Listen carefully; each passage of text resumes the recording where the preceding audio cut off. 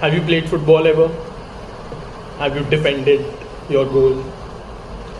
I'm sure you've played some sport where you've defended certain things. Sometimes as a batsman in cricket, you tend to defend certain deliveries. There's a time to attack and there's a time to defend in life, in sport, everywhere. Lawyers defend their clients, there are defending arguments, and so on and so forth. But have you ever heard about someone defending poetry? In today's world, where we trust data over dreams and productivity over poetry, imagination is often dismissed as indulgence, unless of course it sells. Netflix पे है तो कोई problem नहीं है. But what if the real crisis is not a lack of information? Obviously there's not a lack of information. We have a problem of information overload. But there is a definite lack of imagination that moves people to act. That's where Sir Philip Sidney steps in. Renaissance courtier, soldier, and a literary theorist who argued that poetry wasn't just beautiful, it was absolutely necessary. Welcome to Literary Lenses, where we travel through time to uncover the thinkers who changed the way we read, write, and think. In Sidney's time, Puritan thinkers like Stephen Gosson were attacking poetry. They were saying that poetry was morally corrupting. They were saying poetry was a waste of time. They were saying poetry was full of lies. Reminds you of someone?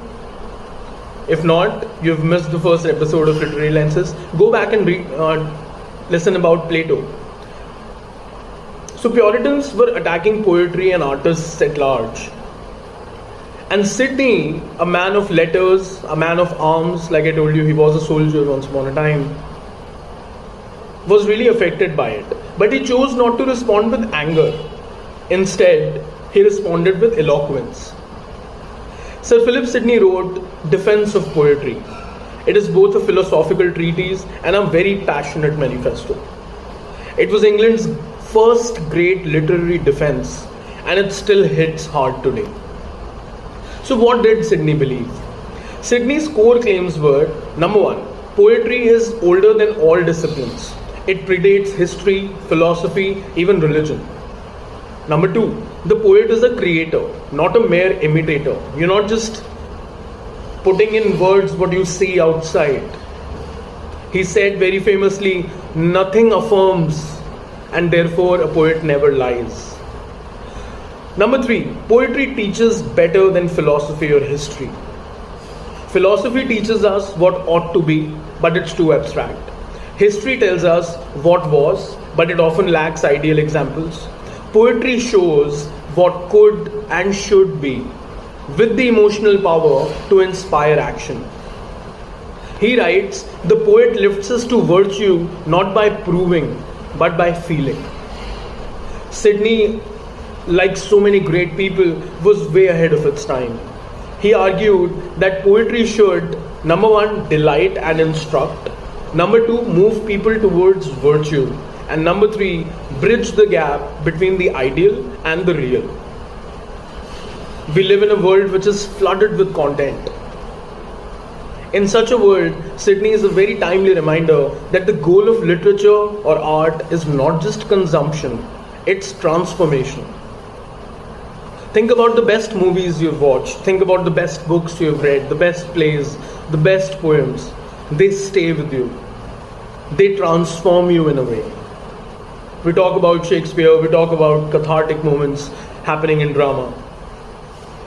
Again, transformation. He saw the imaginative mind as a moral engine, something that we desperately need in today's politics, in today's leadership, and even in today's storytelling. An imaginative mind as a moral engine.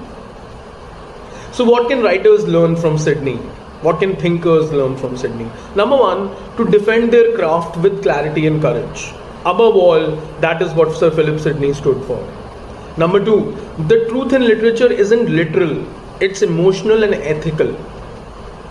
Number three, the role of the artist is as vital as a scientist or politician. And he also reminds educators, if you want to teach virtue, don't just explain it, you have to evoke it. Even teaching or educating someone or coaching someone has to become a transformative experience. Sidney's defense, and this is where his legacy comes in, his defense of poetry became a touchstone for Renaissance poetics, for romantic ideas of the poet as a prophet. Think of William Wordsworth, John Keats. And it became a touchstone for the humanist blend of beauty plus ethics. And if you were to go through history of English literature, Sir Philip Sidney's influence runs through Spenser, it runs through Shakespeare, it runs through Wordsworth, and anyone who believes that fiction can move mountains. Sir Philip Sidney didn't just defend poetry, he defended possibility. He showed that imagination is not a retreat from reality itself, but it's a rehearsal for a better one.